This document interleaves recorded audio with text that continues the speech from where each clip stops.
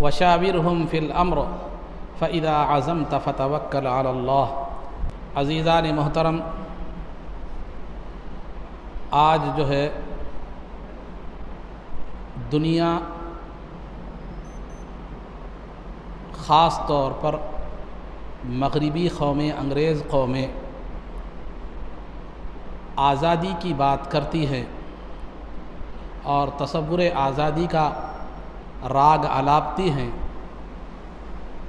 اور آزادی کی دہائی دیتی ہے، اور اسلام کو ایک مقید، ایک قدیم فکر رکھنے والا اور اپنے ماننے والوں کو قید و بند میں جکڑنے والا مذہب قرار دیا جاتا ہے مغربی قوموں کی جانب سے۔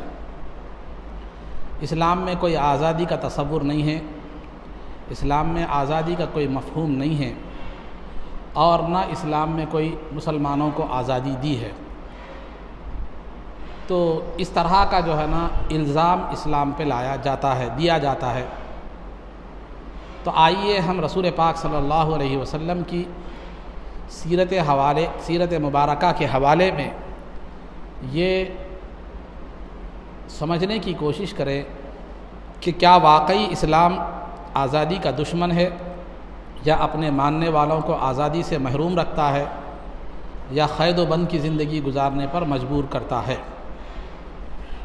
سب سے پہلے ہم دیکھیں، جتنے بھی لوگ، جتنے بھی مغربی قومیں ہوں یا دنیا کی کوئی بھی حکومتیں، کوئی بھی قومیں ہوں جو آزادی کی دعوے دار ہیں، وہ کیا انسان کو انہوں نے پورے طور پر آزادی دے دی ہے،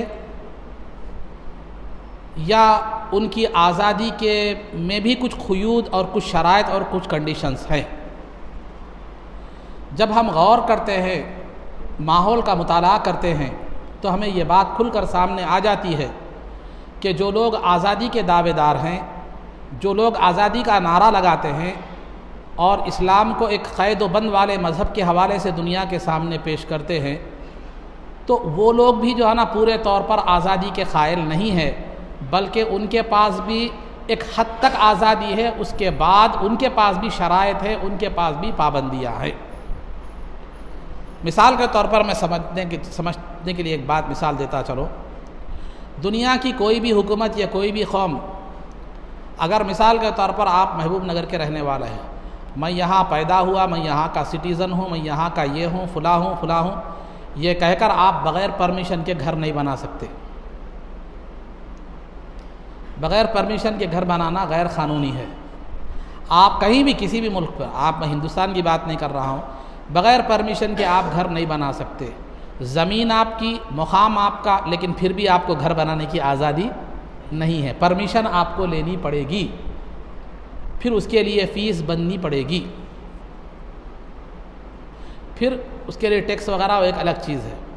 اگر آپ کوئی کمپنی کھولنا چاہتے ہیں تو آپ کے لیے آزادی نہیں، بلکہ اس کا لائسنس آپ کے لیے ضروری ہے، اس کا لائسنس آپ کے لیے ضروری ہے۔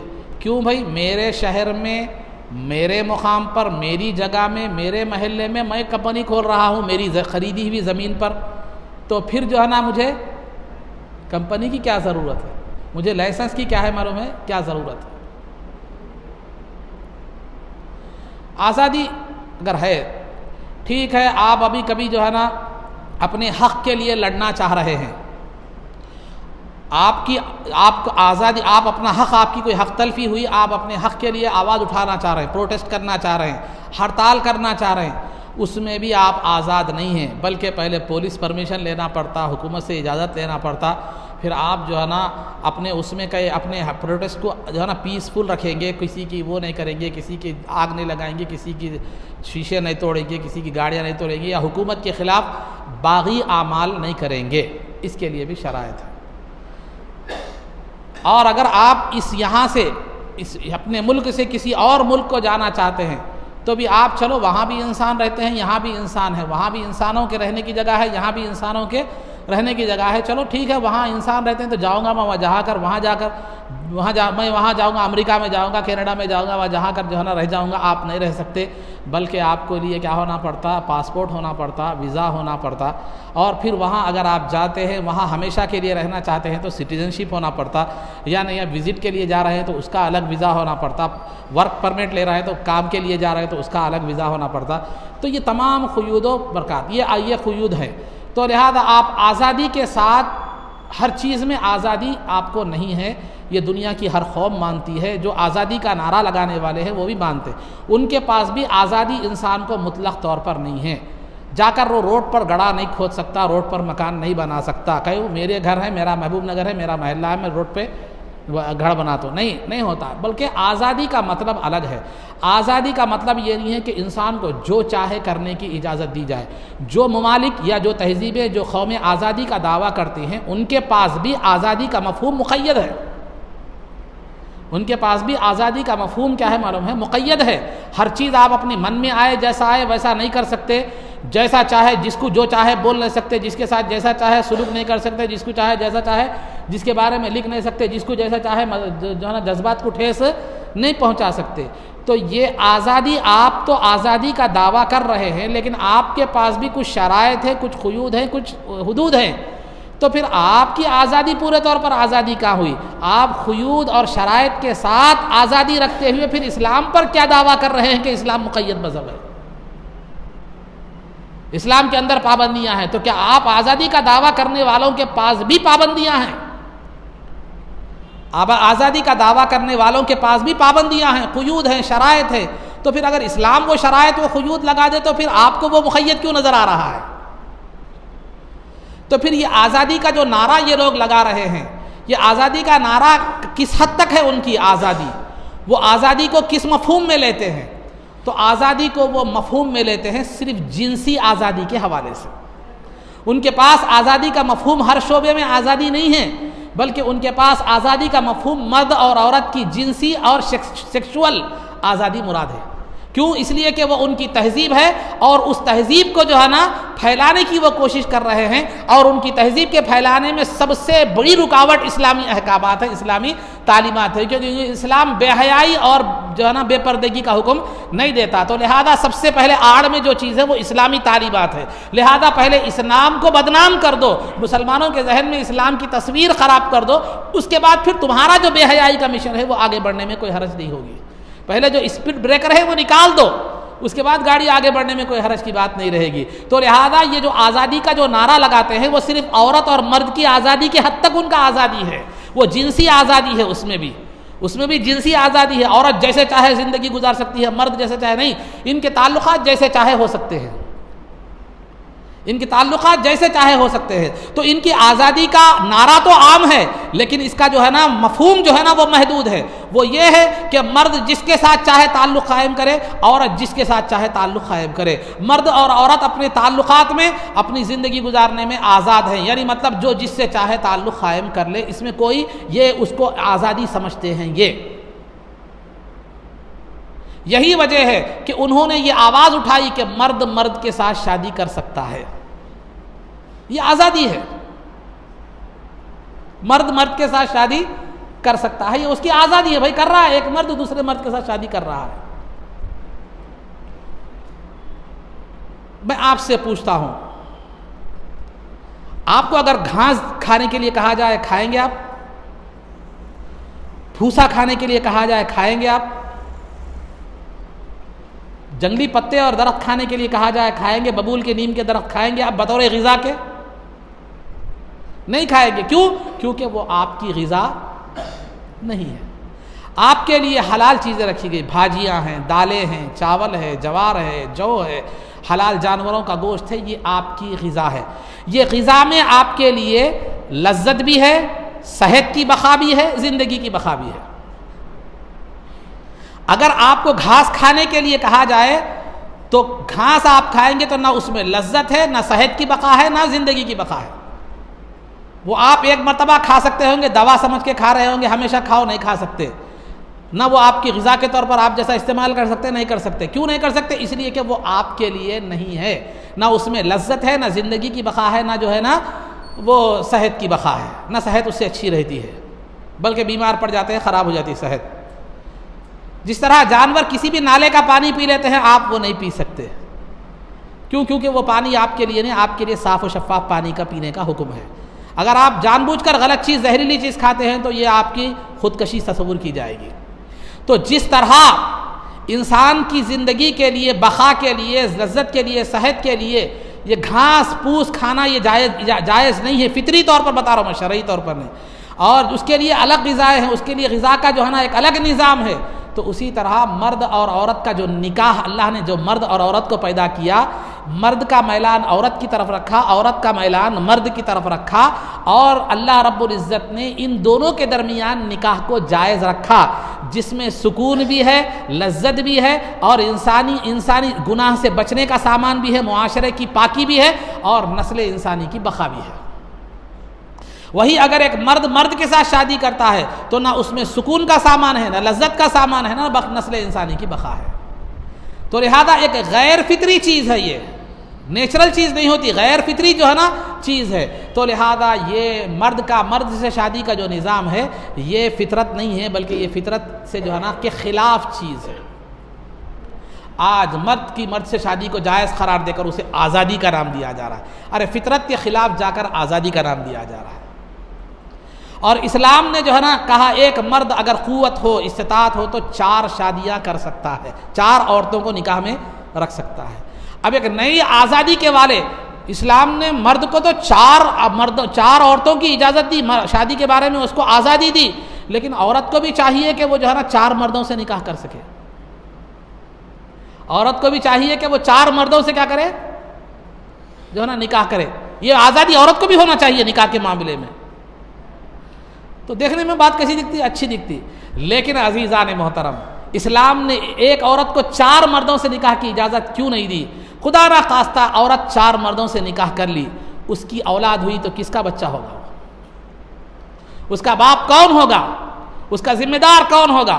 اس کی پرورش اور اس کے اخراجات، اس کی اسکول کی فیس، اس کی زندگی کا خرچ کون دے گا؟ کون اس کو اپنا بیٹا کہے گا؟ کون اس کو اپنی اولاد کہے گا؟ کون باپ ہونے کا حق اس بچے پر جتائے گا؟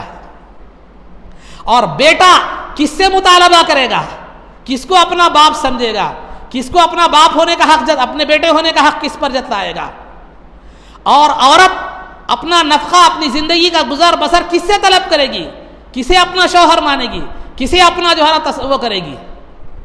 تو پھر عورت کی زندگی جو ہے نا بالکل بے معنی ہو کر رہ جائے گی، اور پھر عورت کی زندگی پراگندہ ہو کر رہ جائے گی۔ اس کے برخلاف مرد ایک ہو، عورتیں 4 ہوں، تو ان سے جو بھی اولاد ہوگی باپ ایک ہی ہوگا، ذمہ داری ایک ہی ہوگی، شوہر ایک ہی ہوگا، اور ایک اولاد بھی ایک ہی باپ کی ہوگی۔ تو یہ لوگ آزادی کہتے ہیں کہ عورت جس سے چاہے تعلق قائم کرے، مرد جس سے چاہے تعلق قائم کرے۔ آج مغربی تہذیبوں میں دیکھیے نکاح کا بندھن باقی نہیں رہتا۔ پہلے تو نکاح زنا زیادہ عام ہے نکاح کی بنسبت۔ مغربی ممالک میں یہاں تک بھی دیکھا گیا ہے کہ بچے کو جب اسکول میں شریک کروایا جاتا ہے تو باپ کا نام متعین نہیں ہوتا، دکھا نہیں سکتے، کیونکہ معلوم نہیں ہوتا اس کا باپ کون ہے۔ تو یہ مذہبی جنسی آزادی، یہ آزادی کا یہ مفہوم ہے۔ لیکن اسلام نے کیا کیا؟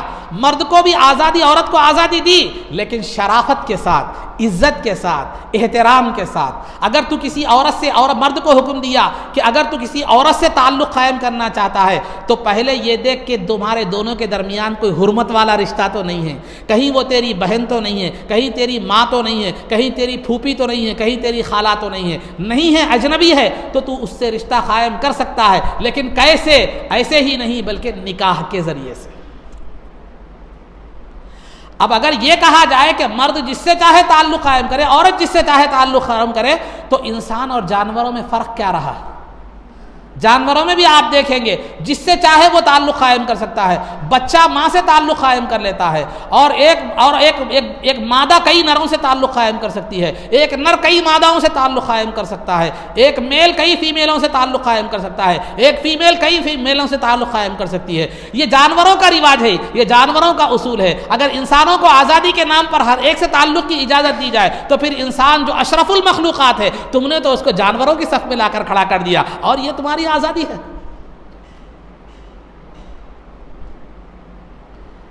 تم نے تو عورت کو خواہش کا ذریعہ بنا دیا, کھلونا بنا دیا, جب تک چاہے کھیلو, جب دل بھر گیا پھینک دو.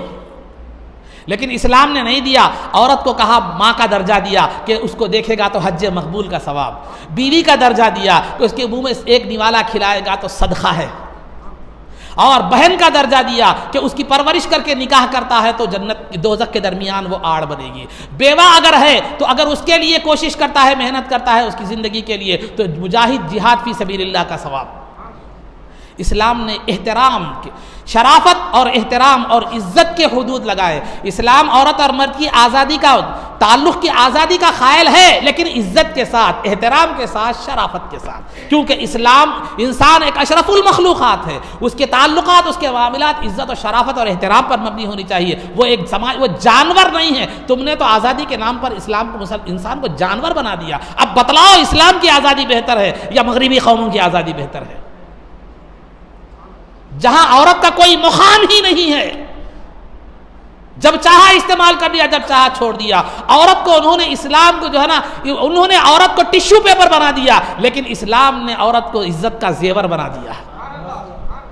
تو بتاؤ ٹشو پیپر بہتر ہے کیا وہ قوم, وہ تعلیمات, وہ آزادی کا نعرہ جو ایک عورت کو ٹشو پیپر بنا دے, وہ نعرہ بہتر ہے, یا وہ آزادی کا, وہ آزادی, وہ اسلام کی وہ آزادی بہتر ہے جو عورت کو ایک عزت اور زینت کا گہنا بنا دے, جس کو ایک جوہر کا درجہ دے, جو بازاروں میں سر عام نہیں پھرے گی بلکہ عزت کے ساتھ گھر میں رہے گی, اور اس کو پالنا شوہر کی ذمہ داری ہوگی. تو عزیزان محترم, تو یہ جتنے بھی آزادی کا تصور جو لوگ دے رہے ہیں, بات کر رہے ہیں آزادی کی, یہ ہر جگہ, ہر فیلڈ میں, ہر شعبے میں آزادی کی بات نہیں ہے.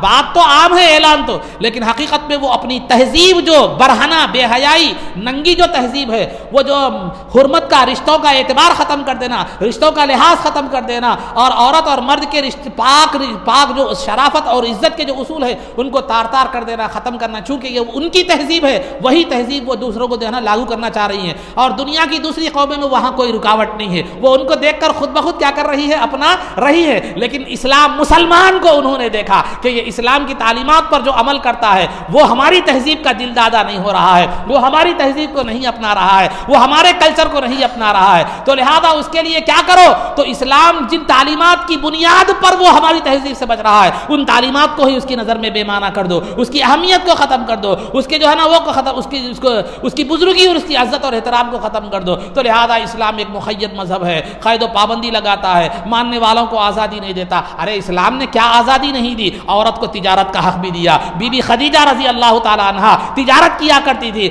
آپ کا سامان تجارت سرکار نے لے جا کر بیچا ہے.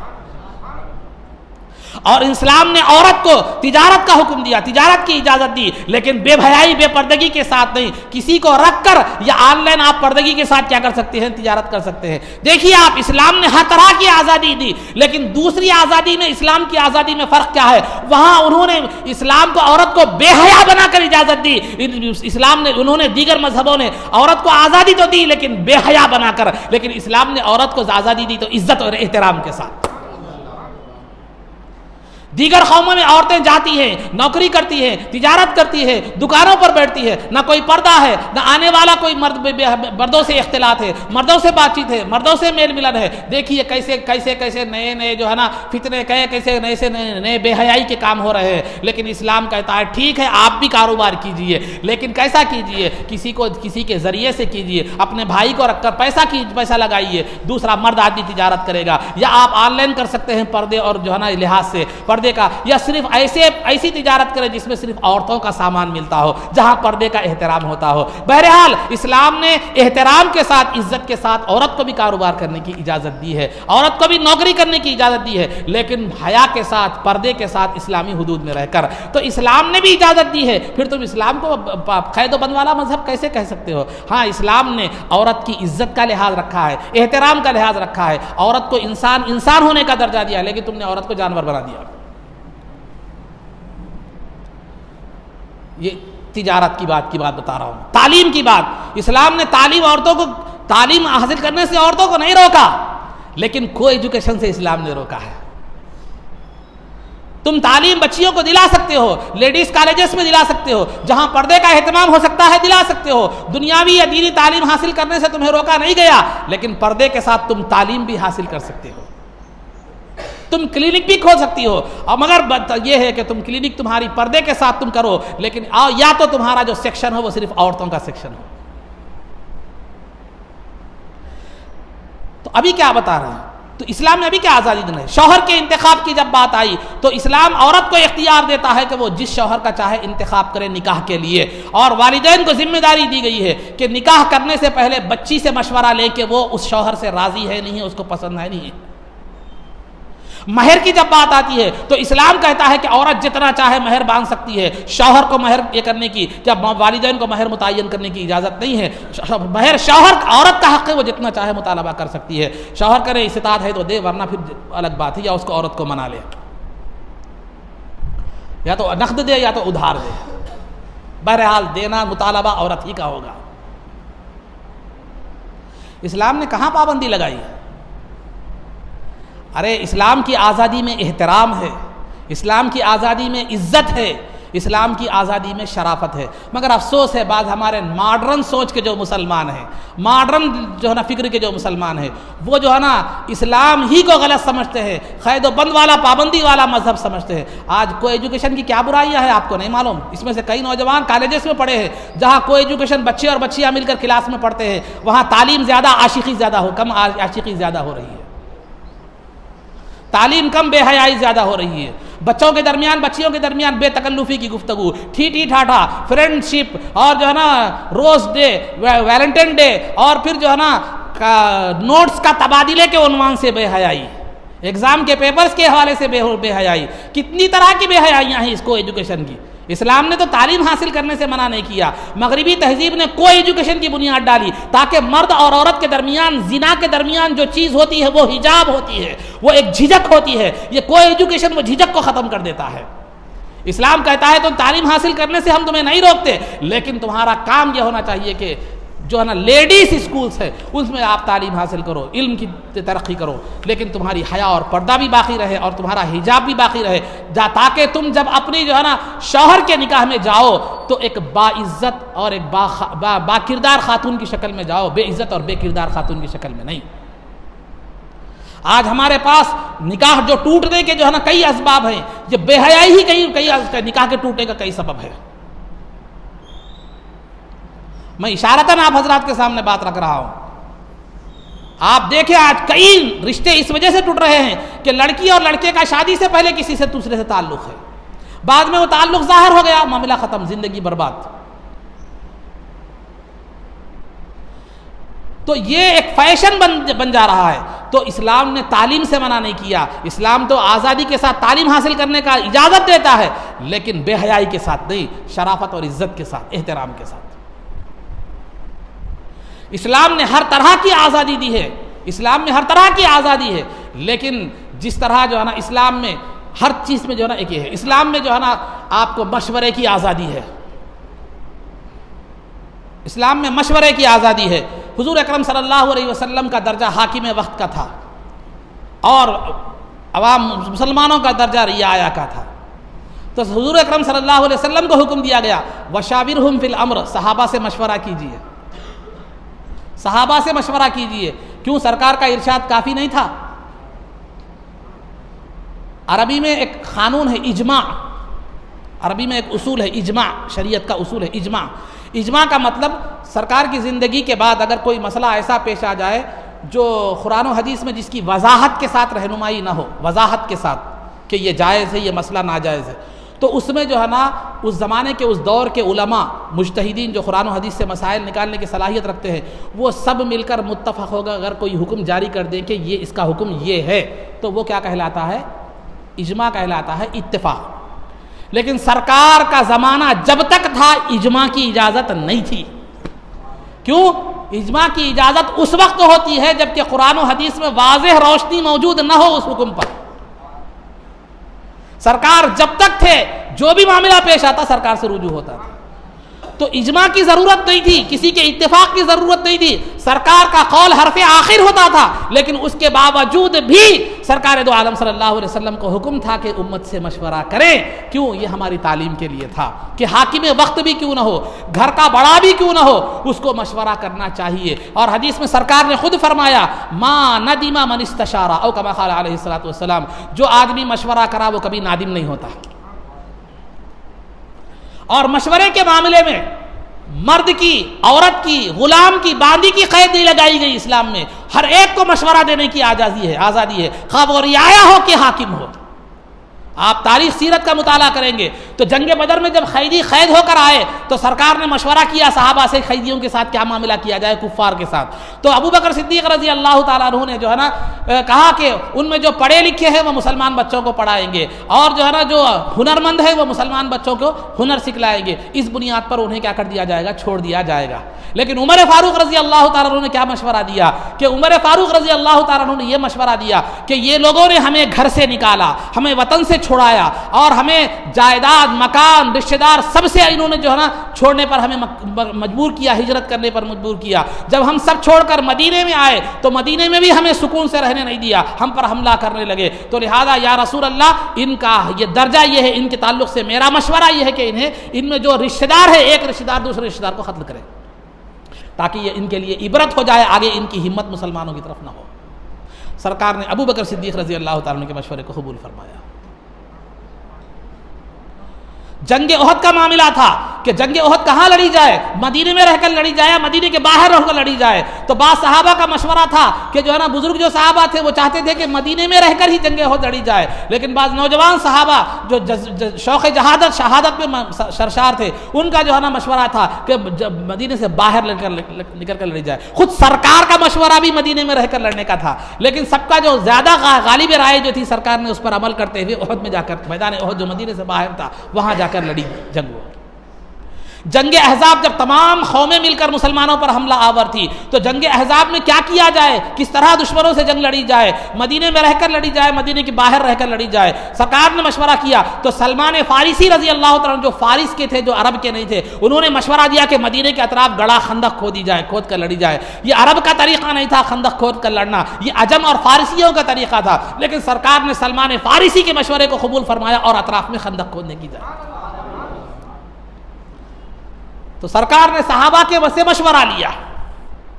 تو اسلام ہر ایک کو مشورے کی آزادی دیتا ہے، حاکم وقت کو بھی مشورہ دیا جا سکتا ہے، حاکم وقت کو بھی عوام رعایا مشورہ دے سکتی ہے۔ یہی وجہ ہے کہ آج بہت سی حکومتیں یہ عمل بھی کرتی ہیں۔ آپ دیکھیے کوئی حکومت اپنے حکومت کا کوئی لوگو یا کوئی چیز، کوئی کام یا کوئی جو ہے نا کام کرنا چاہتی ہے، کوئی پروجیکٹ کرنا چاہتی ہے تو وہ کیا کرتی ہے؟ وہ پروجیکٹ کو آن لائن ڈال دیتی ہے، اس کے بعد پبلک سے رائے لیتی ہے کہ اس میں آپ کا کیا خیال ہے، تو مختلف لوگ کیا ہے معلوم مختلف رائے دیتے ہیں۔ آج بعض حکومتوں کا یہ طریقہ ہے بھی آج بھی دنیا میں۔ تو اسلام رعایا کو آزادی دیتا ہے، رعایا میں جو اہل عقد و حل ہوتے ہیں، جو معاملے کو سمجھنے کی صلاحیت رکھتے ہیں، جو ہے نا معاملے کو یہ کرنے کی صلاحیت رکھتے ہیں، وہ ان کو یہ حق حاصل ہے کہ وہ حاکم کو مشورہ دے، اور حاکم ان میں سے جو بہتر سمجھتا ہے اس کو کیا کرے معلوم ہے؟ اپنائے۔ اور یہ عزیزان محترم، اور اسلام جو ہے نا مشورے کی جہاں تک بات آئی، مرد کی خصوصیت نہیں ہے۔ صلح حدیبیہ ہوا، صلح حدیبیہ میں شرائط رکھے گئے، شرائط میں ایسا معلوم ہو رہا تھا کہ جو ہے نا مسلمانوں نے دب کر صلح کی، تو بہت سے صحابہ جو ہے نا سرکار دو عالم صلی اللہ علیہ وسلم سے ایک لاڑو پیار کے انداز میں رسے ہوئے تھے، مطلب ناراض سرکار سے ہونے کا تو تصور ہی نہیں تھا، جیسا ایک مشفق باپ سے اولاد کیا ہوتی ہے، ایک لاڑو پیار میں ناز و انداز میں کیا ہوتی ہے، رس جانا، جس کو ہماری زبان میں ہم کہتے ہیں۔ تو صحابہ ذرا رسے ہوئے تھے، احرام باندھ کر گئے تھے، سرکار نے حکم دیا کہ احرام کھول دو کیونکہ آئندہ سال ہمیں عمرہ کرنا ہے۔ اب عمرے کی اجازت کافروں نے نہیں دی، کفار مکہ نے، تو لہذا صحابہ احرام نہیں کھول رہے تھے۔ سرکار صحابہ احرام نہیں کھول رہے تھے، صحابہ کا یہ انٹینشن تھا کہ ہم حق پر ہو کر ہم ان سے کیوں جو ہے نا دب کر صلح کریں. تو سرکار دو عالم صلی اللہ علیہ وسلم نے ام المومنین سے مشورہ کیا، غالباً بی بی صفیہ رضی اللہ تعالیٰ عنہ تھی، ان سے مشورہ کیا کہ یہ لوگ احرام نہیں اتار رہے ہیں، کیا کریں؟ تو انہوں نے مشورہ دیا آپ خود احرام اتار کر جو ہے نا حلق فرما لیجیے، وہ خود بخود یہ ہو جائیں گے. تو سرکار نے آپ سے مشورہ لیا، پھر سرکار نے خود احرام اتار دیا، تو ایک کے بعد تمام صحابہ نے احرام اتار لیا. تو سرکار نے بتلا دیا کہ مشورے کا معاملہ ہو تو عورت کو بھی ناقص العقل مت سمجھو. اسلام کہتا ہے کہ ضرورت پڑنے پر عورت سے بھی مشورہ لیا جائے، ضرورت پڑنے پر اولاد سے بھی مشورہ لیا جائے، ضرورت پڑنے پر حاکم رعایا سے مشورہ لے، اور ضرورت پڑنے پر عوام حاکم کو مشورہ دے. اس سے بڑھ کر آزادی دنیا کا کون سا مذہب پیش کر سکتا ہے؟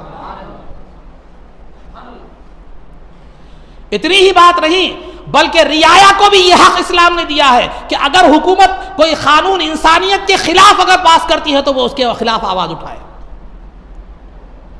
یا کوئی مخصوص انسانیت کا مخصوص طبقہ اگر جو ہے نا طبقے کے خلاف اگر جو ہے نا آج ہیومن رائٹس کی یا وومن رائٹس کی بات آج دنیا کرتی ہے. آئیے میں بتلاتا چلو. عمر فاروق رضی اللہ تعالیٰ عنہ کا دور خلافت ہے. عمر فاروق رضی اللہ تعالیٰ عنہ جو ہے نا نے یہ چاہا کہ مرد جو ہے نا مہر بہت زیادہ مہر باندھ رہے تھے. مرد، عورتیں مہر کا زیادہ مطالبہ کر رہی تھی، مرد بہت زیادہ مہر باندھ رہے تھے. مہر ادا کرنے کے بعد زندگی میں آگے مسائل کیا ہو رہے تھے، پیش آ رہے تھے. رقم کا پرابلم، پیسے کا پرابلم آ رہا تھا. تو عمر فاروق رضی اللہ تعالیٰ عنہ نے یہ ارادہ کیا کہ ایک ریزولوشن پاس کیا جائے کہ اتنے 40 اوقیے، اس وقت کا ایک پیمانہ تھا. میں سمجھانے کے لیے آپ کو ایک مثال دیتا ہوں. 40,000 سمجھیے، مثال کے طور پر بتا رہا ہوں. 40 اوقیے سے زیادہ جو مہر جو مرد عورت کو باندھے گا تو زیادہ جو مہر ہوگا، یعنی 45 باندھ دے تو 5، 50 باندھ دے تو 10، جو زیادہ مہر ہوگا وہ بیت المال میں کیا کر دیا جائے گا، شامل کر دیا جائے گا. عورت کو صرف 40 اوقیہ مہر ہی دیا جائے گا. آپ نے یہ قرارداد کے بارے میں مشورہ کیا تو ایک عورت نے اٹھ کر کہا کہ اے امیر المؤمنین، اسلام نے ہمارا حق متعین نہیں کیا، اب سرکار نے ہمارا حق متعین نہیں کیا، ابو بکر صدیق رضی اللہ تعالیٰ عنہ نے ہمارا حق متعین نہیں کیا، محدود نہیں کیا. آپ کو کیا اختیار ہے کہ آپ یہ کریں؟ خلیفہ وقت ہے، دنیا کا وزیر اعظم ہے، جن کے خوف و دبدبے سے ایران اور روم کی حکومتیں، سپر پاور حکومتیں کانپتی ہے. لیکن آپ نے کیا فرمایا؟ ان کو سزا نہیں دی، جیل میں نہیں ڈالا، بلکہ فرمایا کہ اصابت امرأۃ اخطأ رجل، کہ عورت نے سچ کہا، مرد نے لغزش کھا لی. حاکم وقت سے بلال اعلان اس کی قانون کی نکتہ چینی کرنے کی اجازت دی. عمر فاروق رضی اللہ تعالیٰ خطبہ دے رہے ہیں، خلیفہ وقت ہے، 2 کپڑے جو ہے نا آپ پہنے ہوئے ہیں. تو محفل میں سے کسی نے اٹھ کر پوچھا کہ آپ نے یہ 2 کپڑے کہاں سے لائے، یہ 2 کپڑے آپ کو کیسے ملے؟ تو آپ نے اس کی وضاحت دی.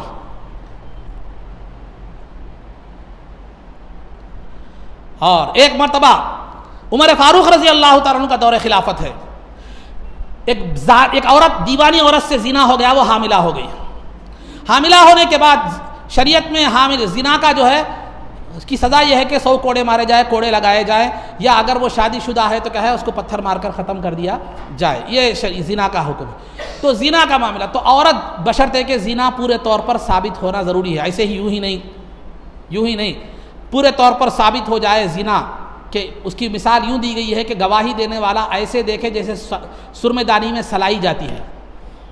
تو بلا ایسے پورے طور پر اگر حقیقی ثابت ہو جائے زنا تو پھر سزا دی جائے گی، ورنہ ذرا بھی شبہ ہو تو شریعت میں کوئی سزا نافذ نہیں کی جاتی.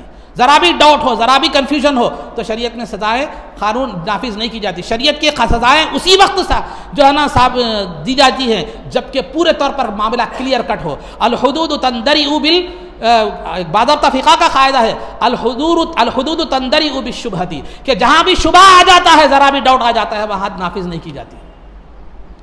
تو لہذا عورت کی بہرحال ثابت ہو گیا کہ وہ عورت نے زنا کی.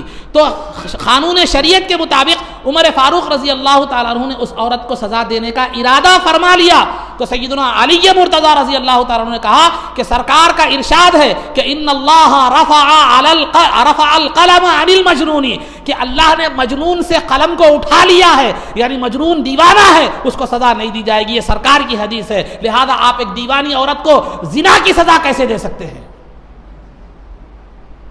زنا کی سزا آپ نہیں دے سکتے. اس وقت عمر فاروق رضی اللہ تعالیٰ عنہ خلیفہ کا درجہ تھا، علی رضی اللہ تعالیٰ عنہ رعایا کے درجے میں تھے.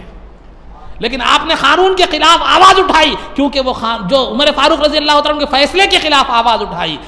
عمر فاروق رضی اللہ تعالیٰ عنہ سے یہاں تھوڑا سا لغزش اور سہو ہو رہی تھی، آپ نے آواز اٹھائی تو عمر فاروق رضی اللہ تعالیٰ عنہ یہ نہیں کہا کہ آپ خلیفۃ الوقت کو مشورہ دے رہے ہیں، مجھے مشورہ دے رہے ہیں، نہیں، آپ نے اس کو مان لیا اور فرمایا لولا علی لہلک عمر، اگر علی نہ ہوتے آج تو عمر ہلاک ہو جاتا۔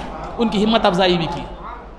یہ وہ بے نفس لوگ تھے، یہ وہ پاکیزہ تعلیمات تھی کہ خلیفہ وقت کے خلاف بھی اگر حق کی صدا بلند کی جاتی تو خلیفہ وقت اس حق کے سامنے نہ صرف سر جھکاتا بلکہ آواز اٹھانے والے کی ہمت افزائی ہوتی، اس کو سزا نہیں دی جاتی۔ یہ اسلام کا آزادی کا تصور ہے، یہ اسلام کا نظام حکومت ہے۔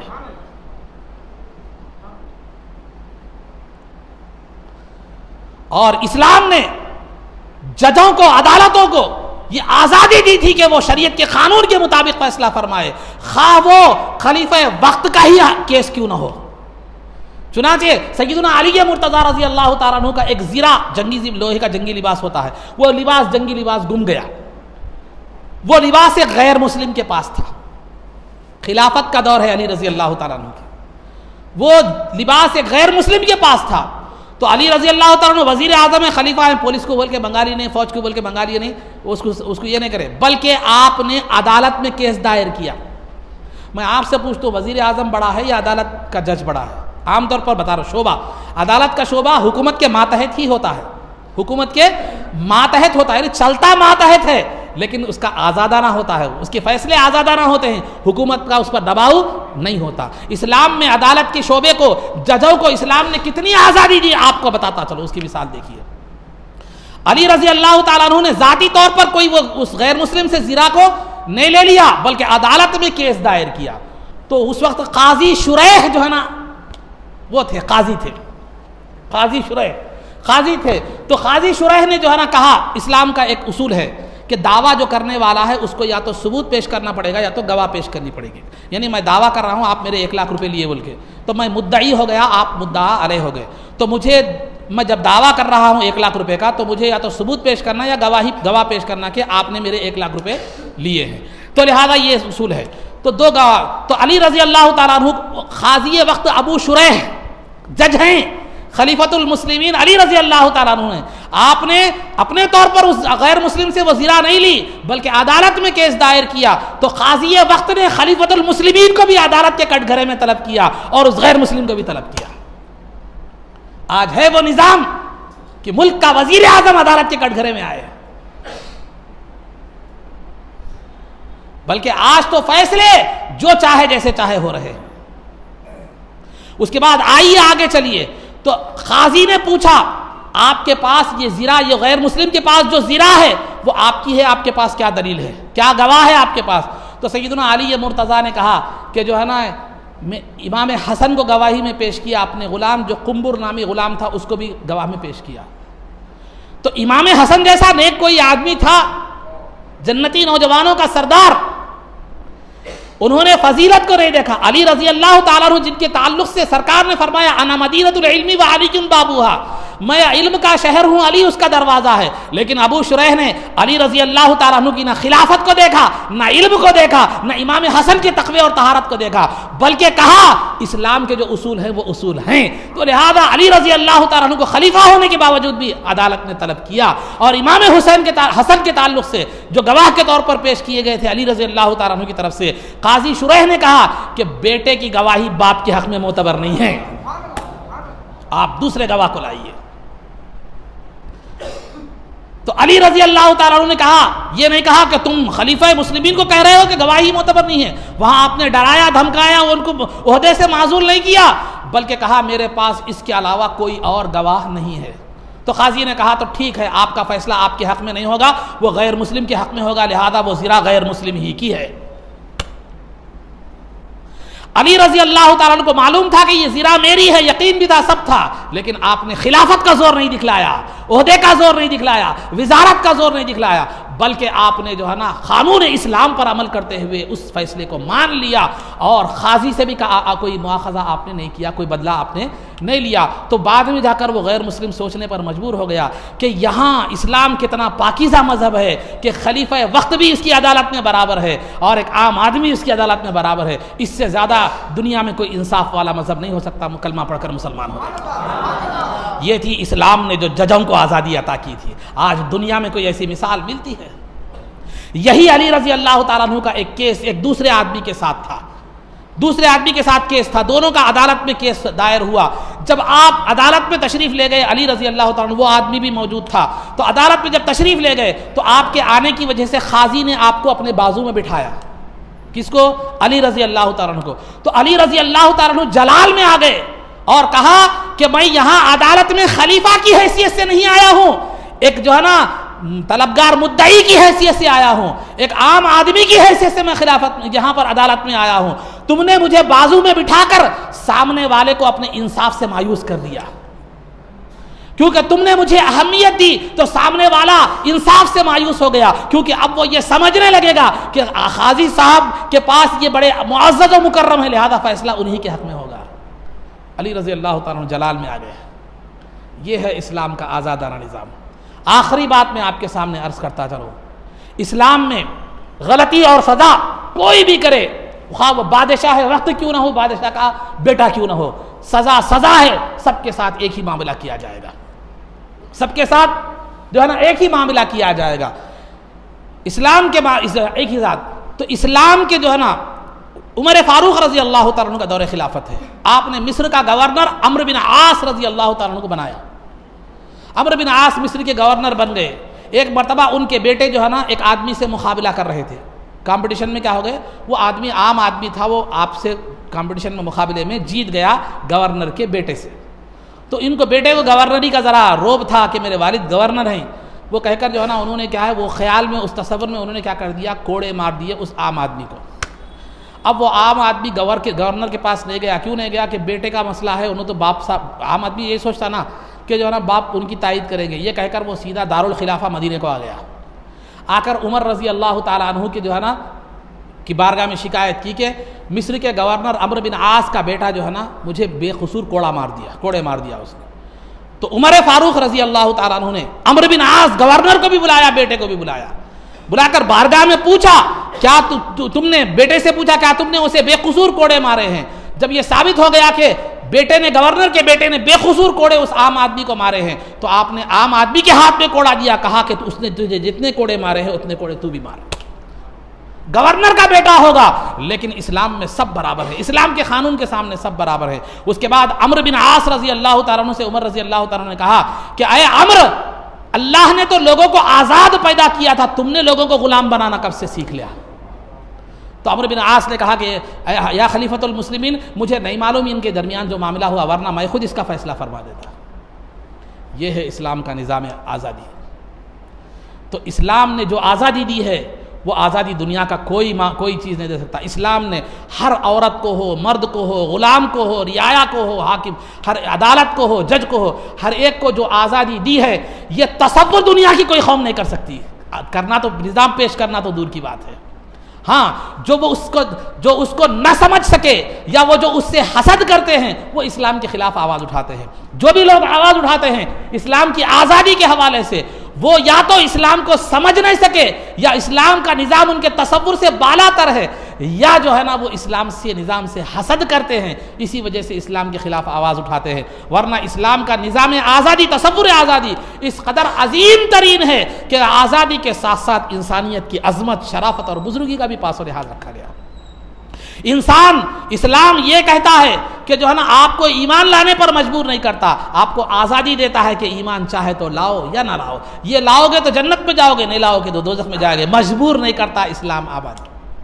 لیکن جب آپ اسلام لاتے ہو تو پھر آپ کو اپنے طور پر کوئی کام کرنے کی اجازت نہیں ہے، عقائد میں آپ کو آزادی نہیں ہے، عبادات میں آپ کو آزادی نہیں ہے۔ کیوں نہیں ہے؟ یہ تو کوئی بھی مذہب نہیں دیتا۔ کوئی غیر مسلم مذہب نماز پڑھنے کی اجازت تو نہیں دیتا، کوئی غیر مسلم مذہب ایک دوسرے مذہب کی عبادت کرنے کی اجازت نہیں دیتا، ایک غیر مسلم مذہب کوئی اسلام کی جو ہے نا عقائد کو اپنانے کی اجازت تو نہیں دیتا۔ تو اسلام ایمان کے اختیار کے بارے میں آپ کو اختیار دیتا ہے، آزادی دیتا ہے، چاہے تو اسلام لاؤ یا چاہے نہ لاؤ، یہ تمہاری مرضی ہے، مگر اسلام کی حقانیت پیش کرنا ہمارا کام ہے۔ اس کے بعد اسلام جب لا لیتے ہو، دین سے وابستہ ہو جاتے ہو، تو تم اسلام سے وابستہ ہو گئے، تو پھر اس کے عقائد بھی تمہارے اس کے مطابق ہونا چاہیے، تمہاری عبادات بھی اس کے مطابق ہونا چاہیے۔ یہ تو کامن قانون ہے، آپ کسی بھی جو ہے نا چیز، کسی بھی شعبے سے آپ وابستہ ہو جائیں تو اس کے اصول و قواعد تو آپ کو اپنانا پڑے گا. دنیا میں کوئی بھی شعبے سے وابستہ ہو جائے, آپ کہیں بھی نوکری کر رہے ہیں تو اس کی اصول و ضوابط آپ کو اپنانا پڑے گا. تو لہذا یہ اسلام کی آزادی ہے. اسلام ہر معاملے میں ہر ایک کو, ہر انسان کو آزادی عطا کرتا ہے, لیکن شرافت اور بزرگی اور عزت اور احترام کے ساتھ. اور اسلام کسی دوسرے مذہب کو برا کہنے کی نہ اجازت دیتا ہے, نہ اپنے مذہب میں کسی دوسرے کی مداخلت کی جو ہے نا اجازت دیتا ہے, اور نہ مسلمانوں کو اجازت دیتا ہے کہ دوسرے مذہب کو اپنائیں. کیونکہ جب آپ مسلمان ہونے سے پہلے آپ کو اختیار تھا, چاہے تو اسلام کو اپنائیں یا چاہے تو اسلام کو نہ اپنائیں, یہ آپ کی اجازت تھی. لیکن جب آپ اسلام سے وابستہ ہو گئے تو آپ کو مشرکانہ اعمال کرنے کی اجازت نہیں ہے, مشرکانہ رسوم و رواج کرنے کی اجازت نہیں ہے. ہاں, جہاں تک انسانیت کی بھلائی ہے, دوسرے مذہبوں کا معاملہ ہے, ان کو برا بھلا کہنے کی اجازت نہیں ہے. ہاں, اگر اسلامی حکومت میں غیر مسلم رہتے ہیں تو ان کو ان کے مذہب پر عمل کرنے کی آزادی اور اجازت ہے. ارے اسلام نے جو آزادی دیا ہے, دنیا کو اسلام آزادی کا سبق دیتا ہے, اور وہ جو اسلام سے آزادی کا سبق سیکھ کر جو ہے نا پھر آج اسلام کو جو ہے نا بدنام کرنے کی بات کر رہے ہیں, اسلام پر نکتہ چینی کر رہے ہیں, یہ ایسا ہی ہے جیسا کہ کوئی LKG کا طالب علم پروفیسر پر نکتہ چینی کر رہا ہے. دنیا اس کو سوائے بچہ ہے کہے گی, اس سے زیادہ کچھ نہیں کہے گی, اس کی بات کو تسلیم نہیں کرے گی, اس کی بات کی طرف تسلیم تو دور کی بات ہے, توجہ بھی نہیں دے گی, کیونکہ بچہ ہے, LKG کا ہے, نا سمجھ ہے, نادان ہے کہے گی. تو لہذا اسلام پر جو بھی اسلام کی آزادی, اسلام کے نظام کے معاملے میں جو بھی آواز اٹھاتا ہے, جو بھی اس کے خلاف آواز اٹھاتا ہے, وہ یا تو نادان ہے, یا بچہ ہے, یا اسلام کی سمجھ اسے نہیں ہے, یا اسلام کا عظیم جو نظام ہے وہ نظام اسے سمجھ میں نہیں آیا, یا اس کی عظمت سے وہ حسد رکھتا ہے. یہ چند باتیں تھیں جو آپ حضرات کے سامنے رکھی گئی. اللہ رب العزت سے دعا ہے کہ پروردگار عالم, ہم تیرے شکر گزار ہیں کہ تو نے ہمیں مذہب اسلام سے وابستہ فرمایا. اے اللہ, ہمیں اسی مذہب پر قائم رہنے کی توفیق عطا فرما.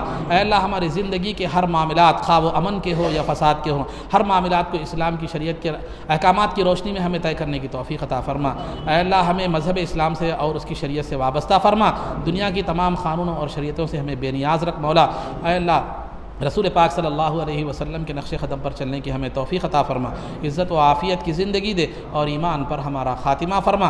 رسول پاک صلی اللہ علیہ وسلم کے قبر میں دیدار فرما. حشر میں آپ کے قدموں میں ہمارا حشر فرما. آپ کے دست مبارک سے جام کوثر پینا نصیب فرما. جنت میں آپ کی غلامی معیت اور رفاقت نصیب فرما. صلی اللہ تعالی وسلم علی خیر خلقہ سیدنا محمد و آلہ و صحبہ اجمعین برحمتک یا ارحم الراحمین والحمد للہ رب العالمین.